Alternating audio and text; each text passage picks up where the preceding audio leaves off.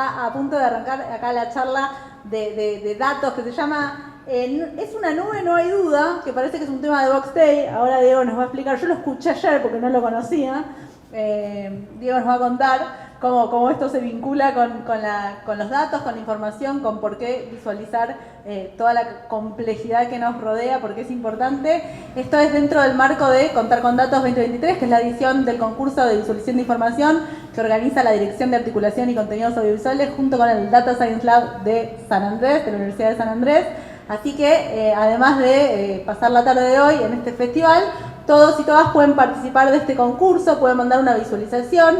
El año pasado fue un éxito, recibimos un montón de presentaciones muy interesantes, pero este año queremos inspirar de alguna manera a que los participantes se animen también a una cuota un poco más jugada, más artística, porque sabemos el poder que tiene el arte para comunicar información compleja. Así que este festival es un poco para eso, para generar inspiración, para que todos los participantes se animen a quizás jugárselo un poquito más. El año pasado estuvo buenísimo, pero todavía como que a los que venimos de las ciencias exactas y más como que nos cuesta, ¿no? Como que salir de ese lugar a veces un poco rígido, y sabemos que cuando la ciencia se combina con el arte es muy, muy, muy poderoso lo que puede pasar. Así que, bueno, lo voy a presentar a Diego Golombek, que claramente no necesita presentación. Además, muchos de ustedes vinieron porque Diego compartió el evento. Diego es biólogo, es un gran comunicador de ciencia, trabaja en cronobiología, pero hace 1000 cosas más que, si me pongo a enumerarlas, no nos quedamos acá charlando de la vida de Diego. Ha inspirado a muchas personas a estudiar ciencia, pero también a dedicarse a contagiar la ciencia. Así que estamos muy contentos de que Diego esté acá. Y también estamos con Walter Sosa Escudero, que es doctor en economía, también tiene un montón de premios, también le interesa mucho la comunicación de la ciencia, tiene unos libros que están muy buenos, sobre todo el de Big Data, que me encanta. Así que Walter también nos va a dar una charla y después vamos a charlar un poco con ustedes y un poco entre ustedes, supongo. ¿Está muy bien? Bueno, le paso el micrófono a Diego. Diego, gracias. Gracias, Euge. Dicen que es una canción de Box Day. Esto me pasa por trabajar con jóvenes. Se dan cuenta de qué vergüenza. Muchas gracias por invitar, y la verdad está buenísima esta convocatoria de Contar con Datos. Y como decía Euge, es una de las raras oportunidades de juntar artes y ciencias. Aprovecho entonces para empezar con un chivo que tiene mucho que ver con artes y ciencias. Ayer se estrenó acá al lado, en el Centro Cultural de la Ciencia, una obra de teatro que se llama La desobediencia de Marte. Está buenísima realmente, y habla un poco del encuentro entre Tycho Brahe y Johannes Kepler, dos astrónomos, y después no les spoileo más. Pero la presentó, entre otros, estaba el ministro Daniel Filmus, y dijo algo que yo no lo había pensado. Uno de los encuentros entre arte y ciencia es también el lenguaje que usamos, ¿no? Y decía, ¿cómo se llama un experimento cuando haces un experimento en el laboratorio? Se llama ensayo. ¿Y cómo se llama lo que han hecho estos actores hasta llegar al estreno? Ensayo. Así que tenemos muchas cosas en común, pero a veces no nos damos cuenta. Y hay algunas metáforas de esto de tener cosas en común que son muy marcadas. Hay un disco de Gilberto Gil. Gilberto Gil, sí, ¿no? Sí. Bueno, mira, Gilberto Gil, gran cantante y cantautor, bueno, ex ministro de Cultura de Brasil, ¿no? Hay un disco que se llama Quanta nada menos, Quanta por física cuántica. Y hay una canción en ese disco que dice, en un momento de la canción, el arte es hermano de la ciencia, ambos hijos de un dios fugaz. Y está bueno pensarlo así, ¿no? Esto de el arte como hermano de la ciencia. Y tienen mucho en común. La obsesión por interpretar el mundo, por conocer el mundo, cierta obsesión por el perfeccionismo. Si uno ve cómo se llega a un paper, se llega después de un montón de ejemplos fallidos. Cómo se llega a una obra de arte, pues un montón de ejemplos fallidos. Si uno ve los manuscritos de Borges, por ejemplo, que es una interesante tarea de visualización de datos artísticos, son una tachadura sobre otra, sobre otra, sobre otra. Es un evento artístico en sí, el manuscrito. Lo mismo que una libreta de datos de un laboratorio, que uno va corrigiendo y moviéndose. Y dentro de esto, lo pusimos ahí con Walter, esta metáfora de comenzar esta charla. Walter es mucho más experto que yo en el tema, yo no lo soy, uso obviamente, o trabajo con gente que maneja mucho mejor la visualización de datos, pero usar esta metáfora de es una nube, no hay duda, ¿sí? ¿Alguien recuerda cómo es esa letra de la canción? Eugenio, ¿sí? Pero ¿cómo es la letra de la canción? efectivamente empieza diciendo, es una nube, no hay duda, y después empieza a describirla, ¿no? Empieza a decir, tiene forma de nube, tiene color de nube, se mueve como una nube, debe ser una nube, ¿sí? Y esa metáfora me parece bastante interesante porque a veces nosotros estamos tan convencidos de que tenemos nubes para mostrar en el laboratorio, pero del otro lado se entiende cualquier verdura, ¿sí? Queremos mostrar algo, pero es obvio, se mueve como una nube, tiene forma de nube, tiene color de nube. Es una nube y lo mostramos al mundo, y el mundo pueden ser nuestros colegas científicos o puede ser un mundo más de la población general, y entienden cualquier otra cosa, no una nube. Y a veces en esa confusión es donde tenemos que aprender a movernos. Por ejemplo, en las nubes se pueden ver cosas, ¿la vas a pasar vos? ¿O que la pase yo? Cosas como esta, ¿sí? Sí, es una nube, pero tiene forma de otra cosa, ¿no? Entonces, de acuerdo a cómo vos organices tus datos, organices lo que quieras mostrar, vas a contar una historia o contar otra. Acá estoy contando una historia de un oso, más que una historia de una nube. No es lo que uno entendería por esto. Y así uno podría divertirse, métanse en YouTube y pongan forma de nube, le van a pasar bomba durante un par de horas, como me pasó a mí cuando preparaba esto, ¿sí? Entonces, esto, ¿sí? A veces las nubes tienen forma de distintas cosas. Depende de cómo las muestres, vas a mostrar una historia u otra completamente diferente. Por ejemplo, esta historia de osos. La siguiente, por favor. Y hablando de contar con datos, que es esta extraordinaria convocatoria que se hace desde el MinCity, desde la Universidad de San Andrés, la verdad que no es algo nuevo desde cierto punto de vista, ¿sí? Lo nuevo son las técnicas que se usan ahora, las técnicas tanto estadísticas como de visualización que se usan ahora. Eso sí es nuevo, y la asociación con artistas, etc. Pero contar con datos es parte de dos cosas. Es parte de contar y es parte de la ciencia. Y contar, siempre contamos. De hecho, una de las cosas que nos hace humanos es contar. Es la propensión, la obligación a contar, en no quedarnos con algo. De hecho, somos humanos tal vez desde que nos contamos historias. Pero para contar esas historias, necesitamos formas de mostrarlas. Y esto claramente es visualización de datos. Yo te quiero contar, che, Grok, ahí afuera hay un montón de bisontes, hay un montón de búfalos, está buenísimo y están para ese lado y para lo que fuera. Bueno, te lo cuento visualizando esos datos como aparecen en algunas cuevas prehistóricas, ¿sí? Que son las que están aquí marcadas. Ahí está Lascaux, ¿sí? Es una cuevas prehistóricas más importantes por ahí, ¿sí? de que querían contar eso. Che, ahí afuera hay caballos, o hay bisontes, o hay lo que fuera. ¿No es eso visualizar datos? ¿No es eso muy potente para una historia? Más potente aún que decirte por allá hay tantos bichos o lo que fuera. Claro que sí. Pero la ciencia también se apropió de esta forma de contar historias, que fue recontrapotente. La siguiente, por favor. De hecho, la gran revolución copernicana tiene muchísimo que ver con cómo se la cuenta. Ustedes saben cómo es la historia, obviamente. El sentido común dice que la Tierra está fija y el Sol sale. No solo el sentido común, el lenguaje dice eso. Seguimos diciendo, sale el sol y se pone el sol. Es una metáfora, por supuesto, pero así lo vemos. Por tanto, es muy lógico pensarlo. Y si es muy lógico pensarlo, es muy lógico mostrarlo. No, lo anterior, perdón. Lo que está acá está un poquito claro, no sé si lo ven, así que se los cuento un poquito. Del lado de su izquierda estaría un modelo tolemaico del mundo. O sea, la Tierra en el centro, ¿sí? Y el resto de los planetas alrededor. Yo se los puedo contar, pero si se los muestro con un dibujo de este tipo, y es obvio, la Tierra es enorme, y sí, mirá, es enorme, para donde mires no se acaba nunca. Y encima, el resto gira alrededor nuestro, también es obvio, pero te lo muestro. Tal vez el gran hallazgo, el gran cambio de paradigma, no fue solamente pensar, tal vez la Tierra no está en el centro, sino pensar cómo mostrarlo. Y acá lo que vemos a la derecha es un gráfico copernicano, ¿sí? Muy antiguo. Como ven, las órbitas de los planetas son circulares, todavía no habían llegado las leyes de Kepler, de lo cual habla la obra de teatro que les mencioné ayer. Pero de nuevo, ¿sí? Es muy fuerte esto. Yo les cuento una historia, pero se las muestro. El Sol está ahí en el medio, después Mercurio, Venus, Tierra, Marte, así sucesivamente. Sin ese contar con datos, la historia de Copérnico se cae. Se cae absolutamente porque va contra el sentido común. El sentido común es el Sol sale. Bueno, pero te muestro, es mucho más coherente mostrarlo de esta manera. No necesito artilugios matemáticos, no necesito estadística, etc. En la astronomía siempre ha habido contadores de datos, contadores de historias. No solamente en la historia tradicional, cuando nosotros hablamos de ciencia, solamente nos imaginamos la ciencia occidental, ¿sí? Nos olvidamos de que hay una ciencia oriental riquísima con sus propios contadores y contadoras de datos. Ahora sí, la siguiente. Esto es un esquema de un eclipse, ¿sí? No les puedo llegar a decir del todo qué dice ahí, ustedes sepan disculpar, ¿sí? Pero sí les puedo decir lo que muestran ahí los datos.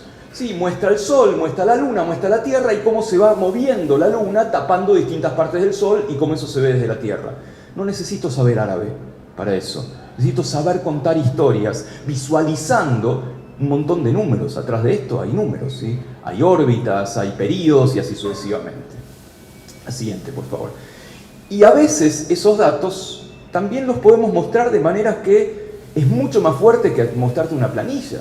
Esto es un gráfico del siglo XVIII, ¿sí? En el cual se muestran las exportaciones e importaciones entre Dinamarca y Noruega a lo largo del tiempo. No importan tanto de qué se trata, pero fíjense cómo lo vemos, ¿sí? Si acá tenemos una línea, ¿sí? En la cual nos ponemos en el balance positivo o negativo, claramente este gráfico nos muestra que en ciertos años el balance fue negativo, o sea, hubo más importaciones que exportaciones, y en otros años el balance fue positivo, hubo más exportaciones que importaciones, ¿sí? Y no necesito saber economía para esto, no necesito saber estadística, necesito mirarlo. Y esto la verdad que es artísticamente implacable, ¿no? Y es lo mismo que seguimos hablando ahora en el siglo XXI, este tipo de ver datos, pero los ves y de pronto te cambia la cabeza. Y de esto hay evidencia cuando digo te cambia la cabeza, ¿sí? De nuevo, no soy experto en el tema, pero hay estudios de qué te pasa cuando ves algo que tiene cierto impacto visual versus otras cosas que tenés que pensar de qué cuernos me están hablando. Te cambia el cerebro, te cambia la forma en la cual percibís el mundo. La siguiente. El asunto es que a veces a vos te parece que estás mostrando una nube, pero al mundo le parece que estás mostrando algo de nada que ver. Fíjense cómo es este gráfico, se los leo porque seguramente no lo llegan a ver, ¿sí? Es un gráfico que muestra desde aburrido hasta fascinante y desde difícil de comprender hasta fácil de comprender. Nuestra percepción como científicos es que siempre estamos en el cuadrante de fascinante y fácil de comprender. La realidad es exactamente lo contrario, estamos acá abajo. Es aburrido y difícil de comprender. Y ahí tenemos una enorme tarea para hacer. Pero no solamente porque queremos que sea más lindo o lo que fuera, para que se entienda de qué cuernos estamos hablando. Les voy a mostrar dos ejemplos al respecto. La siguiente, por favor, ¿sí? En general nosotros trabajamos con esto, ¿no? Trabajamos con planillas enormes de datos y las cosas que hace Walter, las cosas que hace la gente que trabaja en la llamada Big Data, planillas inconmensurables, ¿sí? Que necesitas discos rígidos enteros para esto. Bueno, esto es incomprensible. Decirle a alguien, bueno, mira, ahí están mis datos, ¿sí? Chau. No podés hacer esto. ¿Cómo llegamos de esto, la siguiente, a esto? Y les cuento qué es esto. Esto es un ejercicio de visualización de datos de una revista, la revista New Scientist, que es una de las revistas más importantes de divulgación científica en Inglaterra.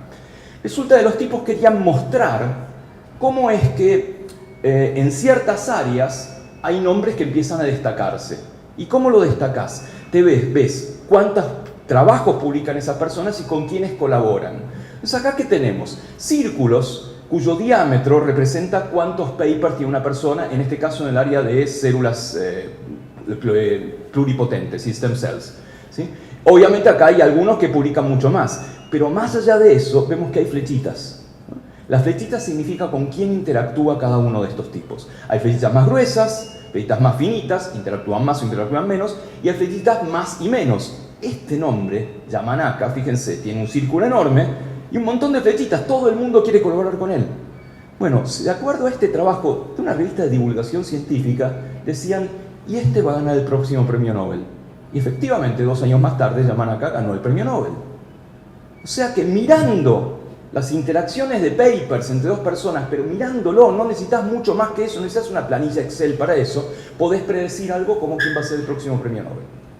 Y les cuento una historia parecida a esto, a cómo cambiar la forma de mirar datos de mi disciplina, ¿sí? La siguiente.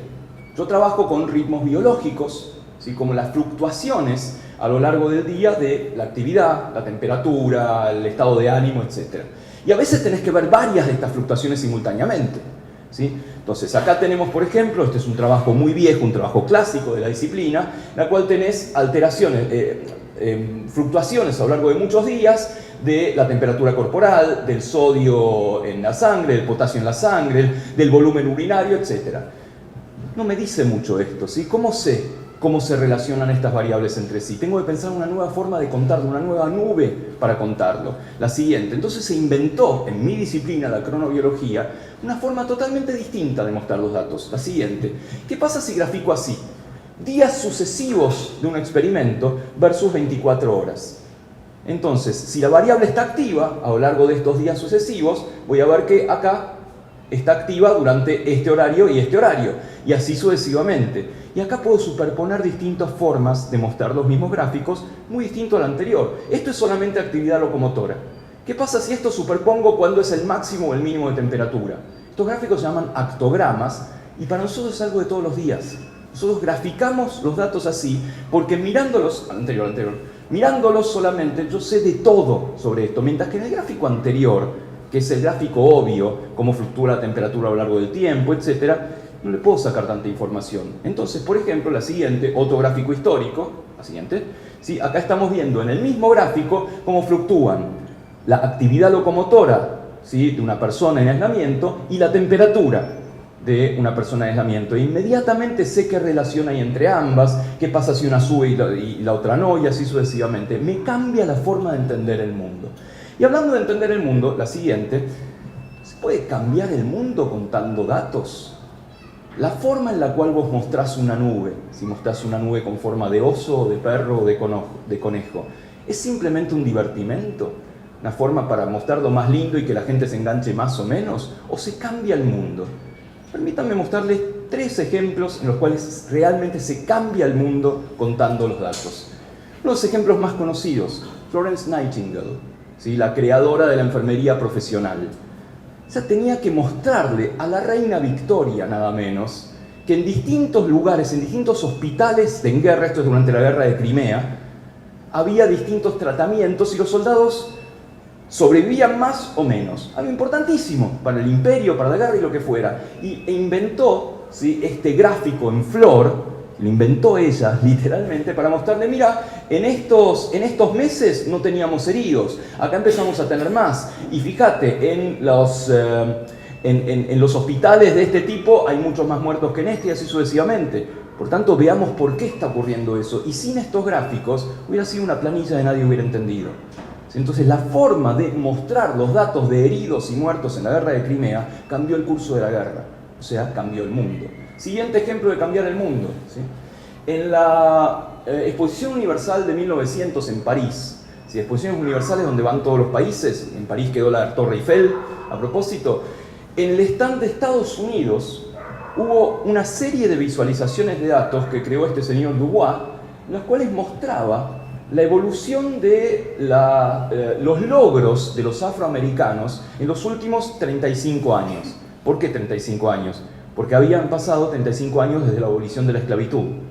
Y los mostró de una manera que era muy clara. De pronto tenemos más afroamericanos que terminan el colegio, algunos que terminan la universidad, más que ocupan lugares en el gobierno y así sucesivamente.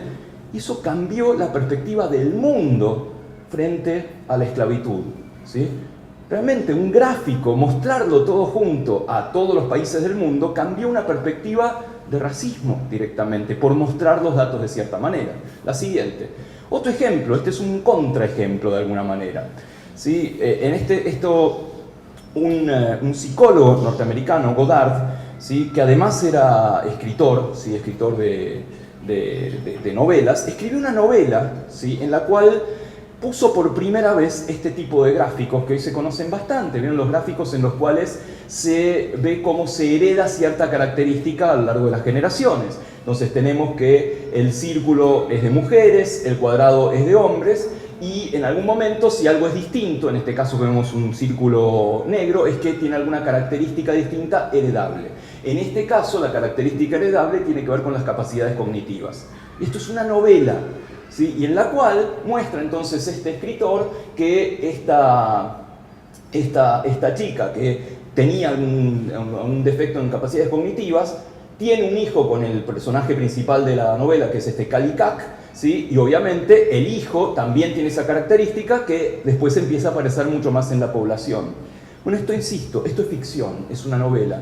Este gráfico se utilizó en la Alemania nazi para decir, fíjense, si nosotros no cuidamos quién se reproduce con quién, ciertas características no deseadas en la población, por ejemplo, deterioro cognitivo o lo que fuera, se van a seguir desperdigando. Tenemos que saber quién se reproduce con quién. O sea, cambia el mundo, no lo cambia para bien en este caso, pero es muy fácil ver esto, muy fácil ver, bueno, acá claramente esto negro empieza a aparecer en toda la población. Si yo se los cuento con una planilla o simplemente con el cuento, con la novela en letritas, no es tan fácil. Y el último ejemplo que les muestro es un ejemplo de Edward Hawkins. Cuando se empezó a hablar muy fuertemente de cambio climático, la gente no se ponía muy de acuerdo en cómo mostrar el impacto del aumento de temperatura, ¿sí? Se conocía el famoso gráfico de palo de hockey, que seguramente ustedes habrán visto, ¿sí? Que muestra cómo la temperatura, luego de una caída, empezó a subir notablemente, ¿sí? Y en este momento estamos mucho más arriba de lo que desearíamos y todavía no sabemos cómo parar esto. Bueno, una de las primeras formas de mostrarlo es este gráfico, es un gráfico de barras en los cuales lo azul significa un año que es inferior al promedio de temperatura mundial y lo rojo es un año en el cual es superior al promedio de temperatura mundial. No tengo que decirles nada sobre este gráfico. Está muy claro de qué se trata, ¿no? Azul, azul, azul, rojo, rojo, recontra rojo. Y no les tengo que mostrar un número, no les tengo que mostrar una fórmula ni nada, es simplemente mostrarles una nube de una manera, en este caso, colorífera, ¿sí? La siguiente, por favor. Otro ejemplo de cambio al mundo, el último ejemplo, la tabla periódica de los elementos, ¿sí? Esto es un invento de mucha gente, si bien el que más conocemos es Dmitri Mendeleev, el ruso este chiflado, obsesionado completamente con la tabla. Y lo interesante es que él necesitaba encontrar una forma gráfica de mostrar lo que estaba pensando. Y no la pegaba. Realmente estuvo muchos años obsesionado con el tema. De hecho, Mendeleev tenía cartas con los elementos y hacía solitarios, ordenándolos de cierta manera, y no la pegaba, andaba mucho en tren, porque él vivía en San Petersburgo, daba clases en Moscú, y en el tren se la pasaba haciendo solitarios. Y no la pegaba, no la pegaba, no la pegaba. Cuenta la historia que estaba Mendeleev una noche en su casa, una tarde, en su casa, en San Petersburgo, una tarde de mucho frío, ¿sí? Y se sentó en el sillón frente al fuego, y en algún momento las llamas del fuego empezaron a bailar y le empezaron a hablar a Mendeleev. Lo que no cuenta Mendeleev es la cantidad de botellas de vodka que tenía al lado del sillón, entonces es un detalle. Y le decían, Dimitri, sos un gil, en ruso, por supuesto. Vos estás tratando de hacer una tabla tipo Señor de los Anillos.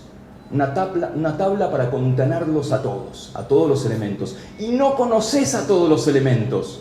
Hay elementos que no han sido descubiertos todavía. Tenés que hacer una tabla incompleta, una tabla con agujeros. Cosa de que después venga Otoniato, descubra elementos nuevos y tenga dónde meterlos. Dicho y hecho, agarró sus cartas, las ordenó de acuerdo a peso atómico, períodos, columnas, filas, etc. Y logró esto, si en este caso ya está completa la tabla, pero una tabla con agujeros, que era la mejor forma de saber si hay una forma de ordenar todos los elementos del universo, los conocidos y los desconocidos. Y tan importante como el criterio del peso atómico, es el criterio de cómo mostrarlo. Cómo mostrar esta tabla, y el impacto que tuvo cuando Mendeleev en las sociedades de química mostraba esa tabla con filas y columnas fue tremendo, y les cayó la boca a todos sus competidores que venían con otros modelos de tablas, y cambió el mundo, claro que cambió el mundo. De pronto el mundo tenía un orden, había una forma de ordenarlo, y yo si esto se los muestro de otra manera no queda tan claro, ¿sí? Por último, seguimos adelante, ¿sí? Sí, efectivamente, la forma en la cual vos mostrás el mundo puede llegar a cambiar el mundo. Esto es muy válido en ciencia. En ciencia, la forma en la cual vos te presentás frente al mundo cambia tu perspectiva, cambia lo que contás, cambia lo que la gente entiende. Entonces, finalmente, ¿sí? Podríamos llegar a decir, si tiene forma de nube, si tiene color de nube, si se mueve como una nube, la última, no tenemos idea de qué se trata. Es cuestión de cómo lo contemos. Muchas gracias.